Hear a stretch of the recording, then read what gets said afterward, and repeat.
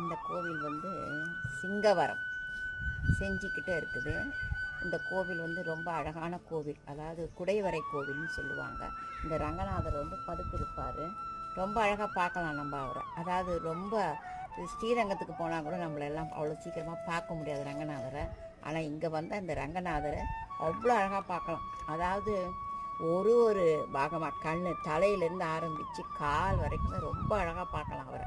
அப்படியே அனுபவித்து பார்க்கலாம். அந்த ரங்கநாதனை பார்க்கும்போது அவரை தொடணுன்ற ஆசை வந்துடும் நமக்கு. அந்த அளவுக்கு பக்கத்தில் போய் பார்க்கக்கூடிய இடம் இது ஒன்று தான். அந்த ரங்கநாதன்கிட்ட அவ்வளோ அழகாக இருப்பார். கீழே வந்து மற்றபடி யாரும் கிடையாது. கீழே வந்து பிரகலாதன் இருப்பார், நாரதர் இருப்பார், முனிவர்கள் இருப்பாங்க, அந்த அம்மா ஸ்ரீதேவி பூதேவி தாயார் இருப்பாங்க காலடிக்கிட்ட. மேலே பிரம்மா இருப்பார் தொப்புள் கொடியிலேருந்து.